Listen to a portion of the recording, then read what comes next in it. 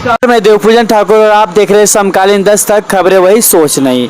जैसे कि आप जान रहे, चारों तरफ रामनवमी का त्यौहार जोरों शोरों से मनाया जा रहा है। कहा जाए तो तैयारियां चल रही है और कल इसका त्यौहार है। और ऐसे में हम आचार्य जी के पास आए, बाबा के पास आए हैं और ये जानने के लिए कि जो रामनवमी है, ये त्यौहार क्यों मनाया जाता है और किसके उपलक्ष्य में मनाया जाता है। तो बाबा से हम पूछेंगे। सबसे पहले तो बाबा आप अपना परिचय बताएं। मेरा नाम आचार्य प्रसिद्ध नारायण मिश्रा हुआ। मैं पटना से बिलोंग करता हूँ। अभी वर्तमान में रांची रहता हूँ। जैसे कि बाबा अभी चारों तरफ रामनवमी का धूम मचा हुआ है। हर कोई रामनवमी के लिए तैयारी कर रहे हैं, जोरों शोरों से लगे हुए हैं और ये त्यौहार काफ़ी पुराना है। तो जैसे कि रामनवमी क्यों मनाया जाता है? रामनवमी भगवान राम अर्थात भगवान विष्णु के 7वां अवतार भगवान श्री राम के जन्मदिन के उपलक्ष्य पर मनाया जाता है। और उनके जन्मदिन जो है चैत्र मास शुक्ल पक्ष नवमी को जो है त्रेता युग में हुआ था।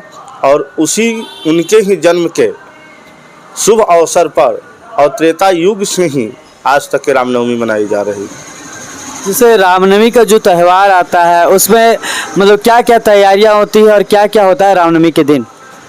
रामनवमी के दिन भगवान राम के आदर्शों के लिए जुलूस यात्रा, हमारे समाज में जिस प्रकार से भगवान राम एक मर्यादा पुरुषोत्तम का भूमिका निभाए, उन्होंने जो है दूसरों को संदेश दिया मर्यादा में रहने के लिए, तो उनके ही आचरण पर चलने के लिए जो है लोगों को प्रेरित किया जाता है। और उनके जन्म उत्सव पर तमाम सनातनी देशवासी जो है देश विदेशों में जो है उनका जो है से कि जन्मदिन के लिए मनाया जाता है। और उस दिन जो है भगवान राम के आदर्श का विशेष करके जो है से कि बताया जाता है कि कैसे कैसे राम जो है अपने पिता का वचन को पूरा करने के लिए इस संसार में जो है से कि धर्म की रक्षा के लिए उन्होंने अपने जो है भगवान विष्णु ने जो राम अवतार में लीला की, वो सब झांकी के रूप में भी दर्शाया जाता है। जैसे कि रामनवमी का त्यौहार लोगों को क्या सिखाता है? रामनवमी का त्यौहार विशेष करके भगवान राम के आदर्शों पर चलने के लिए सिखाता है।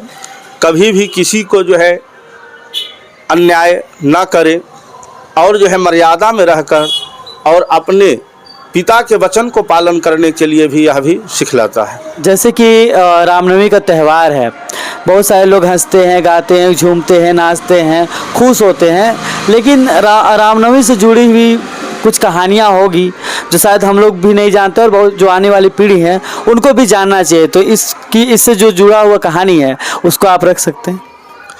सर्वप्रथम मैं आपको यह कहना चाहूँगा कि आपको जो प्रश्न आपने किया है बहुत ही अच्छा प्रश्न है, क्योंकि यह जो है भगवान राम के जन्मदिन का जो हम लोग जन्मदिन उनके उपलक्ष्य पर मनाते हैं, उनके जन्म के अवतरण के लिए भगवान विष्णु के, तो जब त्रेता युग में अत्याचार बढ़ने लगा, सारे पृथ्वी त्राहिमाम होने लगी, तो भगवान जो है से विष्णु ने राम का यहाँ अवतरण किए, राम के रूप में अवतरण किए। और उनके अवतरण के लिए आपका रामायण विष्णु पुराण में भी विशेष करके दिया गया है। विष्णु पुराण को आप देखिएगा तो विष्णु पुराण में पलटिएगा तो आपका 54वां श्लोक से भी प्रारंभ होता है।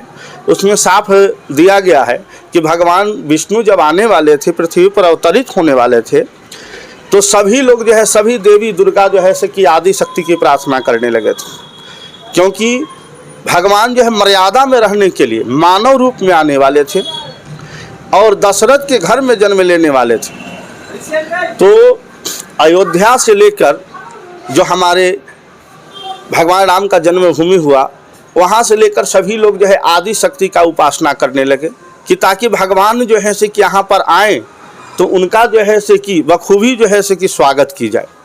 और 9 दिन पहले से ही भगवान राम के आगमन के लिए 9 दिन पहले से ही आदि शक्ति की उपासना करने लगे लोग, कि ताकि जो है आदि शक्ति जो है से माया रूप में जो है से कि यहाँ पर रहें और भगवान का जो है से कि प्योर संपूर्ण सृष्टि को भक्तिमय कर दें। और इसी उपलक्ष्य पर अभी आप लोग सभी जगह देखते होंगे कि दुर्गा पाठ का भी प्रारंभ होता है। तो प्रतिपदा से भगवान राम के आने के उत्सव के कारण यहाँ पर धरती पे आ रहे हैं अवतरित हो रहे हैं, मानव मर्यादा को सिखलाने के लिए आ रहे हैं, तो प्रतिपदा से ही भगवान राम के आने की खुशी के लिए सभी देवगण जो है आदि शक्ति का उपासना करने लगते हैं। जो दुर्गा सप्तशती से भी विलम्ब करता है उसमें भी बताया गया है। और दुर्गा माँ जगत जननी का उपासना करने लगते हैं लोग कि ताकि जो है भगवान आए। और जब भगवान जन्म लेते हैं तो सर्वप्रथम पूरा प्रकाशमय हो जाता है। बहुत दिनों तक के जो है रामायण में भी दी हुई है कि बहुत दिनों तक के जो है से कि सूर्य भगवान जो है से कि अस्ते नहीं हुए थे। जब भगवान राम जन्म लिए तो सूर्य भगवान अस्ते नहीं हो रहे थे, जिससे भगवान जो है से राम जो उनसे प्रार्थना भगवान विष्णु से किए थे चंद्रदेव कि हे प्रभु, भगवान सूर्य ही आपका जो है से कि दर्शन में ललायित हैं, वही देखने पर तत्पर हैं, तो आपका दर्शन हमें कैसे प्राप्त हो। तो 45 दिनों तक के सूर्य जो है से कि पृथ्वी पर जो है से कि लगातार जो है से उदय काल में रह गए थे। त्रेता युग में जब भगवान राम का जन्म हो रहा था तब, और भगवान विष्णु से जब चंद्रदेव प्रार्थना किए कि हम आपका दर्शन राम रूप छवि का करना चाहते हैं, तब जाकर भगवान विष्णु ने चंद्रदेव का आशीर्वाद दिया था कि आगे भविष्य में यह जो राम अवतरित हो रहे मैं ले रहा हूँ, तब तुम्हारा नाम जो है से कि हमारे साथ जुड़ जाएगा, इतना मैं तुम्हें आशीर्वाद और वचन देते हैं। और वही चंद्रदेव के उपासना के कारण जो है भगवान राम को रामचंद्र भी कहा जाता है। और चंद्रदेव के तब सूर्य अस्त होते हैं, और इनके जो है से कि जब इनको रामचंद्र के नाम से जाना जाता है भगवान विष्णु को, तब जो है सूर्य देव अस्त होते हैं और चंद्र जो है देव और तमाम देवी दुर्गा जो है से कि उनके जो है से कि स्वागत में लग जाते हैं। नमस्कार, मैं ऋषिकेश लाल, नाट्य निर्देशक, संस्थापक युवा नाट्य संगीत अकादमी, अध्यक्ष चंद्रावती सर कांति कृष्ण फाउंडेशन। आप सभी माताओं बहनों एवं देशवासियों को सनातन पर्व रामनवमी की बहुत बहुत बधाई हो। जय श्री राम।